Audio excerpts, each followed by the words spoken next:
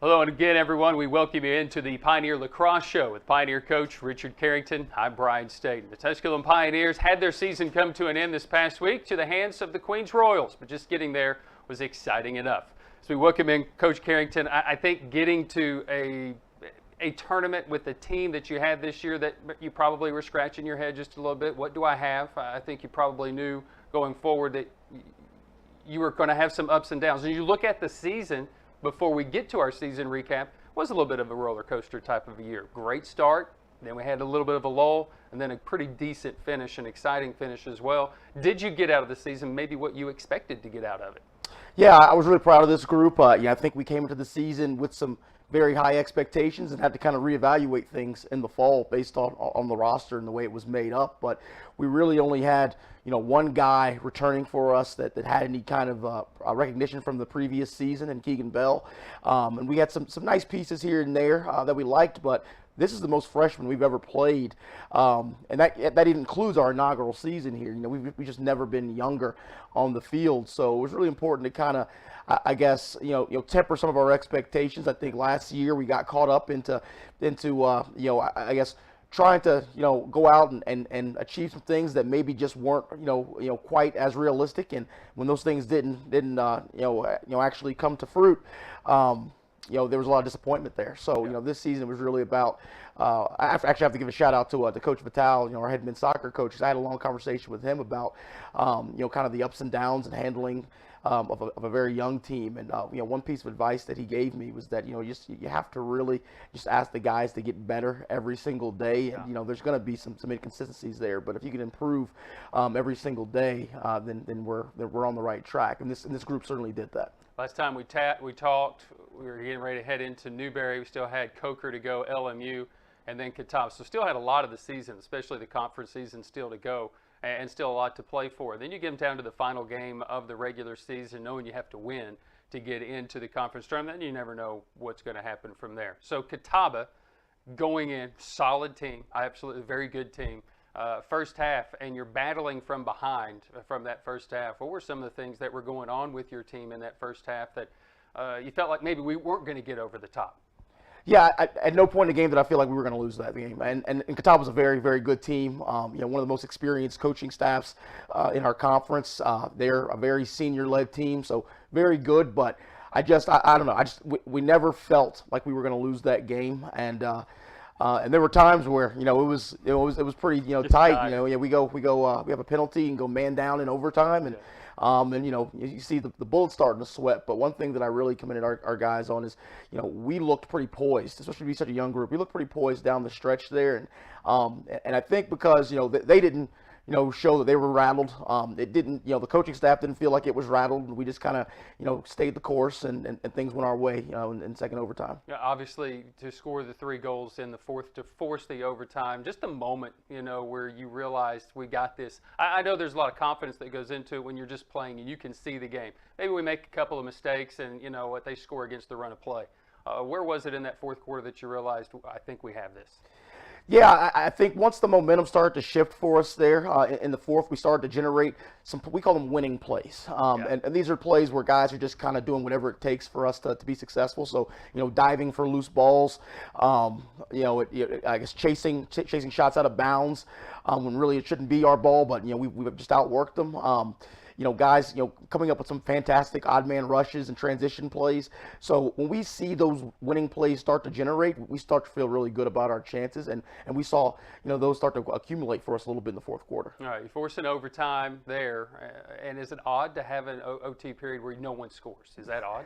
I wouldn't say odd, but, I guess it's odd that neither team, that both teams don't get some chances, and we really never had a chance in that first overtime. We commit a penalty, and they end up going 7 shots in that first overtime, and our goalie had to step up and make a couple big saves, and our man down defense stepped up big time and forced some shots off the cage as well.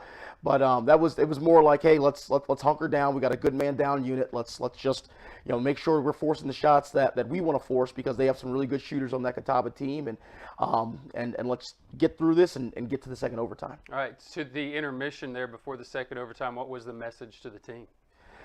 It just stay the course. Stay the course. Like we're going to be okay. I think the overall message was, the team that has the possession of the ball, the team wins the ground balls, that's what's going to win the game.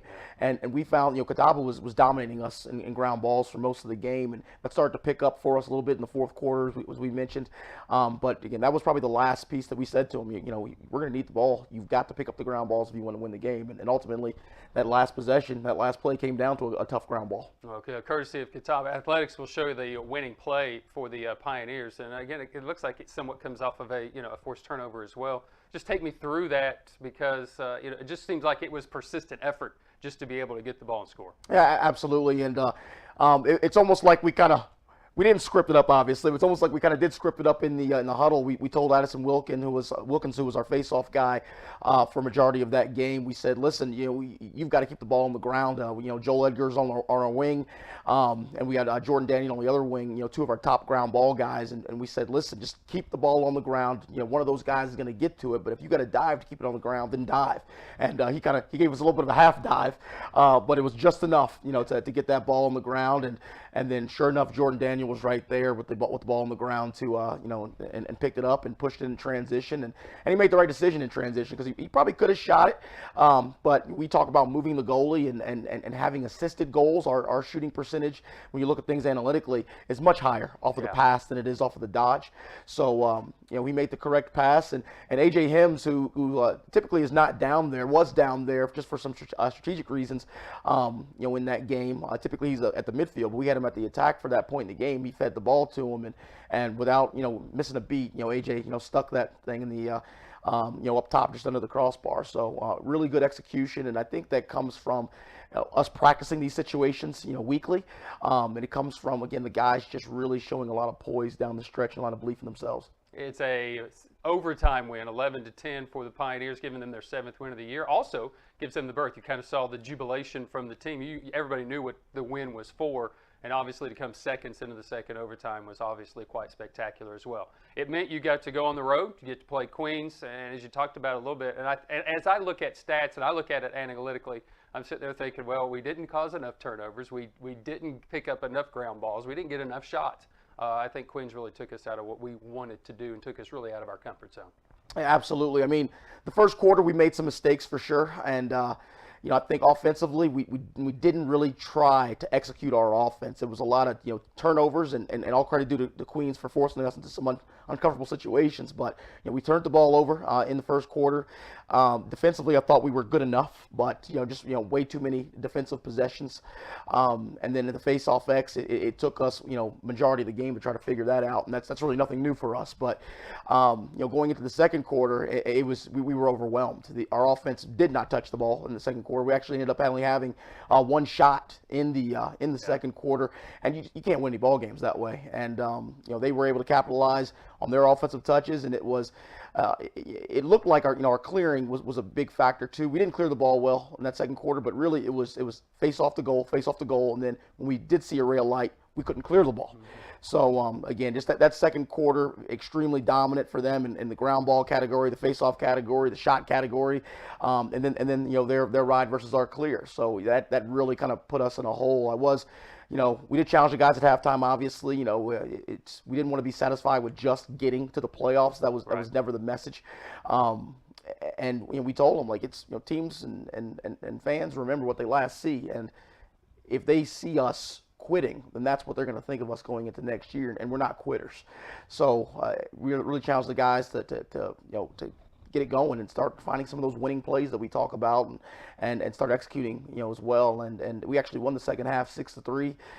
So really proud of the way the guys kind of wrapped that thing up and finished. But I certainly wish we could have that second quarter back for sure. It's always one thing or another, and it's almost like a season. And when you look at the season, you look at it, you could probably sit there and go, you know what, if we had that done, if we had that back, if we could do that. There is all sorts of things, I think, in the year, especially with the young team and the amount of players that you're playing that didn't have that South Atlantic Conference experience, plenty of lacrosse experience, but South Atlantic Conference experience. And what I have seen is that with teams like Lenoir-Rhyne and Wingate and Catawba, Queens, these teams are getting national recognition. Tusculum last year doing that as well. So here these teams are rising to the cream of the crop, not only in the conference, but also in the region. Yes, Limestone just has been the cream, but there's a lot of teams that are catching them. So when you look at your season overall, do you sense as if you're taking those steps to get to that point to be one of the best teams in this league? Yeah, absolutely. Yeah, I think that our conference as a whole has really, come along over the last 3 or 4 seasons,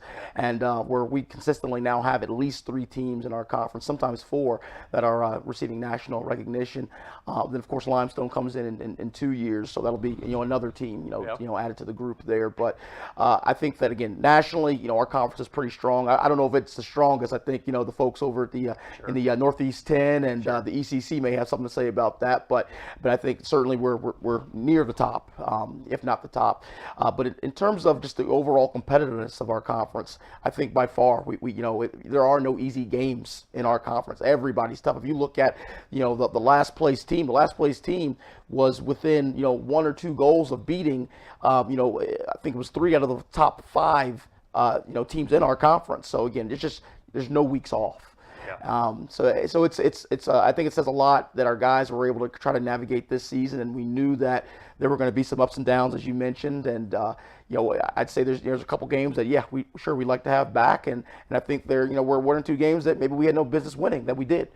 So again, really proud of the group. They achieved quite a bit to be such a young group as well. We beat our first nationally ranked opponent this season. We tied a program record for 5 consecutive wins, and again just reached the playoffs again. So the group achieved a lot, and I think it gives us something to build on going into next year for sure. One of the teams that was one of the most accurate shooting teams, but also one of the teams that attempted the fewest shots per year. And again, I think a lot of that has to do with just pull the trigger sometimes for some young kids that are out there in situations. Some guys this year that did gain some recognition and some hardware, and I think deservingly so as well. And we'll start with Keegan Bell. The first national player of the week recognized by, for the Pioneers. And maybe just a guy, you probably thought it, but as I'm looking at it, I'm like, well, where's all this scoring going to come from? You probably knew he was going to be one of those guys, but the attention to detail when you talk to him and what he knows and the knowledge about it, I think that impressed me the most about Keegan. What impresses you about what he has done this year? Yeah, Keegan he's a coach's son, and that shows. We rely on him heavily to kind of, well, Keegan, what are you seeing on the field out there? And a lot of times he gives us some really great suggestions as to, what approaches we may take, what adjustments we may make during the course of the game. But as you mentioned, he's the guy that we knew coming into the season he was going to have to score goals in order for us to be competitive. And it wasn't easy because every other team knew that as well. So throughout the season, he would see shutoffs or lockoffs. Teams would slide to him quickly. Teams wouldn't want to leave him in transition. So he scored a lot of good points for us this year, and he did so with always drawing the opponent's best defender, and again always drawing quick double teams as well. And we're not a team that's really familiar with having to kind of key in around one guy. We're pretty much a collective when we talk about our offense, where we're used to being able to distribute the ball evenly and make teams have a difficult time in figuring out who they're going to put their best defensive players on. But this year was a little bit less of a challenge for them. But a lot of credit goes to Keegan and a lot of the guys around him for figuring it out. Liam McDonald stepped up and really helped Keegan kind of go off this year. Liam actually led our conference in assists, but he's a scoring threat as well. And he'll be a guy that we rely on heavily, going into next year. Some freshmen stepped up big time for us, and Sean Dunn, Nate Raymond down at attack. Some sophomores, did some nice things for us. Lorenz Brown comes to mind. And going back to some of the freshmen, Cale Lawrence as well. And then, Brady Neelam actually broke his collarbone halfway through the season, but he was in our top 3, leading scorers until the collarbone break. So, he'll be returning for us next year, healthy as a junior. So, some nice pieces there, but certainly this season, if it's not for Keegan kind of taking on more of that offensive load, I don't know where we are. Keegan set a program school record 44 goals this year, 59 points as well, tied for second, I believe, in the South Atlantic Conference. So quite a remarkable season. Despite what he says, getting double teamed, best defender, he was still able to score the ball as well. Quinn McKittrick also earning an honorable mention this season and tied for the team lead with the guy we'll talk to coming up here in just a moment, Joel Edgar, in caused turnovers this season. And so much goes, I think, into the whole team aspect of it, and defense has to be one of the more difficult things, I believe, in this game. You got to get the ball get the ball, get it to our team so that we can get into transition. And Quinn obviously got the nod this year for this Pioneer team. Yeah, absolutely. I've said really for the last 2 years that Quinn is probably the best cover defenseman in our conference. Now, are there some other deficiencies? Sure. And we'll continue to work on those. But as far as putting Quinn in front of a guy and expecting Quinn to completely shut him down on the ball, that's something we get at him consistently. So I think that the honorable mention was well deserved for him. He's a tough guy, strong guy. He's an absolute animal in the weight room, terrifying a little bit, but moves his feet extremely well. We don't ever really feel uncomfortable when he's guarding a guy. We got to work off the ball a little bit, but no, when he's in front of a guy, he's phenomenal. So great recognition there. I thought that we had a handful of other guys defensively that did a nice job for us. Our starting goalie for most of the season, Ross Geiger, really did a nice job. That the numbers really don't show there, as you kind of alluded to. We don't take a ton of shots, and a lot of that's take some pressure off of our defense, where we don't attempt to play slow. We want to be a team that's up tempo, but we also don't want to be a team that just kind of flippantly shoots the ball either. We want to take the best shots. So I think that takes a lot of pressure off of our defense there. And but again, I think our goalie did a really nice job in the shots that he did see this year. Made some big saves in some big games for us. I think like Joel Edgar, who we were able to move back to LSM full time this year. It's more of his natural position. Last year we had to, based on some injuries and some depth issues, we had to move him down to close for quite a bit of time. But he's just more comfortable up there. He's our best ground ball guy, and he made a lot of huge plays for us as well. It is a season for the Pioneers that unfortunately does come to an end, and as Coach Carrington probably would scream and yell and holler from the sideline at other guys, but this team definitely got better despite whatever your frustrations were with the team. I do believe, because I sense it and I can read about a lot of it, what you say about this team, how you enjoyed coaching this team this year. Yeah, absolutely. It's a really fun group to coach for sure. I think a lot of credit goes to the older guys, because the older guys, through the ups and downs, it can be pretty frustrating, and especially when a lot of times it's freshmen trying to figure it out. But instead of just kind of beating those freshmen down and blaming them, they kept lifting them up and finding ways to reach out, and their attitude stayed really good, and it really all came down to attitudes, right? Yeah. So when those older guys were resilient, were able to answer the call there when some adversity showed up, and continue to stay positive, it showed the freshmen, okay, we lost, but there's tomorrow, and there'll be a day after that. We just got to keep getting better. I think they did. No question about it. Always good to see you. Thank you, Brian. I appreciate it. Yes, sir. He's Coach Carrington. Coming up next, it's Joel Edgar. Chat with him and talk about the season. Unfortunately, it has come to an end for the Pioneers when our Pioneer Lacrosse show continues right after this. We are in Granger County, Tennessee, here at Pierce Farms, and the Pierce family has been working with Ingalls for over 30 years. It means a great deal supplying produce as a local farmer. It really touches base knowing that we're just simple people just trying to help, and we love what we do, and Ingalls is a huge part of helping us do it. Farming is who we are, and it's in our blood. God has really blessed us with the sun and the soil to grow the best tomatoes you'll find anywhere. I believe it's really in the soil. So if you're in Granger County, you farm tomatoes, then you're in. Just a great blessing on us to actually farm and be able to farm and to supply tomatoes to people. And Ingalls really cares about family farms like Pierce Farms, and they really care about their customers. We're just glad to be a part of that. God has blessed us with a really great partnership there. They make fresh local produce have real meaning for lots of people. I'm Shane Pierce, and this is my Ingalls story. And we welcome you back into the Pioneer Lacrosse Show with Pioneer coach Richard Carrington. I'm Brian State, joined by Joel Edgar. In 14 games this year, a goal and 5 assists for the Pioneers. But really more importantly for this Pioneer team is one of the guys that is the leader in caused turnovers and also ground balls. And if I'm the casual lacrosse fan, and I don't really understand what a lot of that means, how important is just picking up a ground ball in the game? Well, I mean, you got to put the ball in the back of the net to get a win, and it all starts by getting the ball to your offense. So, I mean, the ball's on the ground, just doing everything you can to make sure that your team gets that ball up and you're able to get it up the field and let the offense do their job.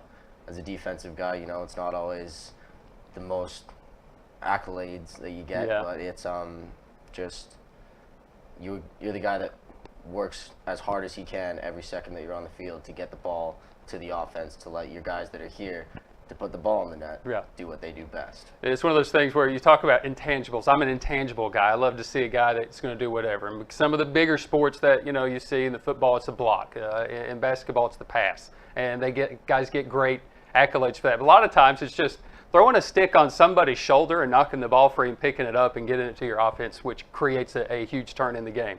As a captain this year, the sole captain for the Pioneer Lacrosse team, and with a lot of the youth that Coach Carrington and I have already talked about this year, and you knew it, a lot of the guys knew it, being your third year as a junior in college lacrosse.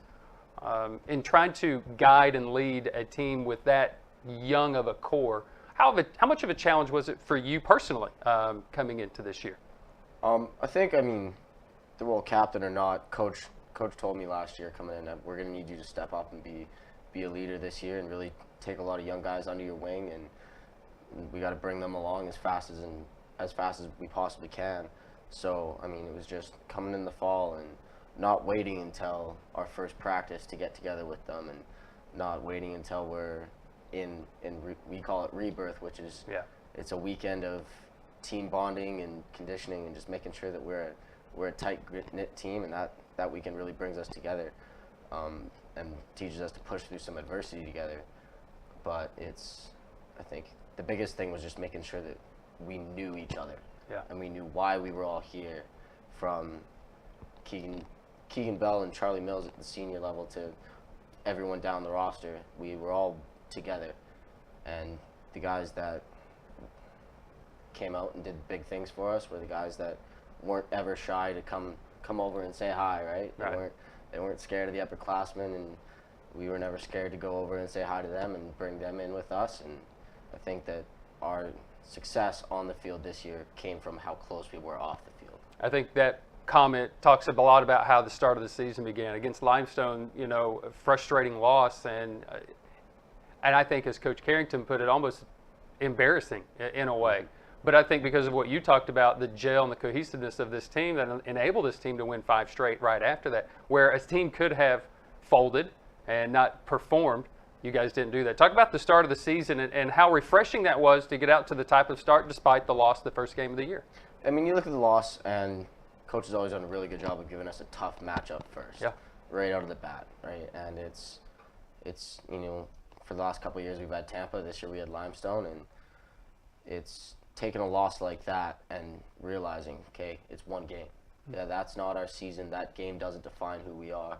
And we were able to turn it around really, really well and tie a program record for 5 wins in a row, which was really nice to see the guys be able to just get back into it. And I think that when we did die off against LR there, and another pretty heartbreaking loss there when we were going for 6 wins in a row, it was after that just regrouping and being able to come back together, all leading up to that win against Catawba to get us into the playoffs. The euphoria of the win against Catawba. I know you don't want to throw everything into the season in one game and in one moment, but in that one moment, it kind of probably gave the example of to what you had put into the season and what you're going to get out of it in that few seconds in that second overtime. Just the euphoria of that win and what it meant and how it represented the season for you.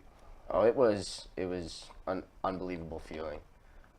Being there and seeing Addie Wilkins and Jordy Daniels going to get that ball, and I took the role of just staying back to make sure they didn't pick it up and go the other way. But being able to watch that play develop, and as soon as AJ Hems caught that ball, I knew right there he's going to stick that corner, we're going to win this game, and we're going to playoffs. And it was just, I think for everybody on the team, it was a great feeling.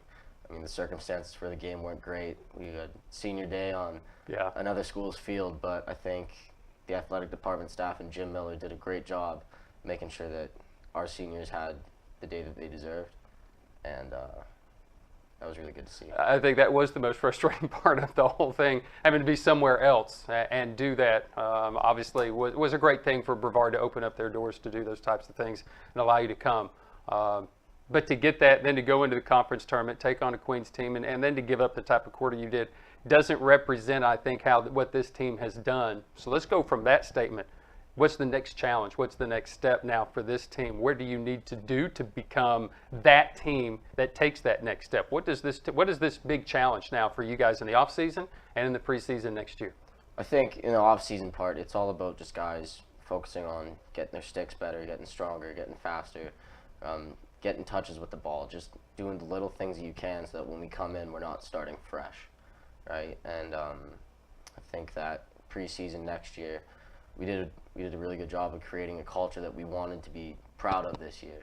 I think we need to continue to build that culture and instill our values that we had this year in the freshmen that are coming in, and exactly like we did this year, bring them in to the fold as early as possible so that by the time we hit the field for our first practice of fall ball, we're ready to go and we're a team and we know what to expect on the field with each other. It's great talking to you. Great talking to you. Unfortunate about the way it ended, but hey, this has been awesome, outstanding. And a guy that can identify the support staff of Lacrosse, Jim Miller, and throw a shout out for that, it's impressive. Very impressive.